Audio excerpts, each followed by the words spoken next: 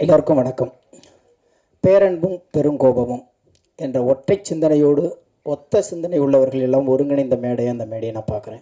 அண்ணன் சித்ரா லட்சுமணன் சொன்னது மாதிரி நேற்று படத்தை பார்க்குற வாய்ப்பு அண்ணன் சீமான் அவர்களோடு அமர்ந்து அந்த படத்தை பார்க்குற வாய்ப்பு கிடச்சிச்சு. அதுக்கு நம்முடைய மூத்த அண்ணன் தங்கர்பச்சன் அவர்களுக்கு தான் நன்றி சொல்லணும். ஏன்னா படத்தை பார்த்தோம், ரொம்ப அழகான படம். நிறைய நேரத்தை நான் எடுத்துக்க விரும்பலை. காலகாலமாக மானுட ஜாதியே வேண்டான்னு சொல்லிட்டு இருக்கிற ஒரு மானுட ஜாதி தொடர்ந்து ஒரு யுத்தத்தை நடத்திக்கிட்டே இருக்கு. அவனவன் ஜாதியை அவனவன் கொண்டாடினாலும் பொதுவெளியில் ஜாதிக்கு எதிரானவன் போல தன்னை சித்தரித்துக் கொள்வதில் எல்லாம் முனைப்பாக இருக்கிறான். அந்த முனைப்பில் 1% உண்மையாக இருந்தால் இந்நேரம் ஒரு மிகப்பெரிய தீர்வு கிடைத்துவிடும் அப்படிங்கிற ஒரு மிகப்பெரிய ஆதங்கம் எல்லா படைப்பாளனுக்குள்ளேயுமே இருக்குது. அந்த ஒரு பெரிய யுத்தத்துடைய தொடர்ச்சியாகத்தான் நான் பேரன்பையும் பெருங்கோபத்தையும் பார்க்கிறேன்.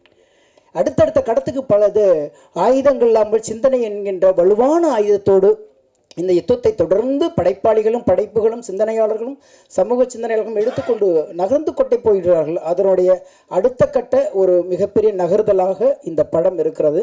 ஜாதிக்கு எதிரான படம்தான், ஆனால் அது எங்கே போய் முடியும் அப்படிங்கிறத காலப்போக்கில் இது ஒரு மிகப்பெரிய ஜன்னலையோ ஒரு பெரிய வாசலையோ திறந்திருக்கிறது என்ற நம்பிக்கை இருக்கிறது.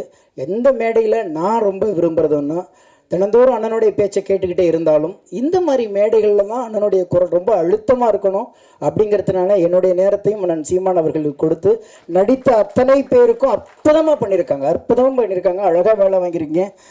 எப்போதுமே ஒரு வலுவான சிந்தனைக்கு பிரம்மாண்டம் தேவையில்லை என்ற அழுத்தமாக ஒரு விஷயத்த சொல்லலாம்.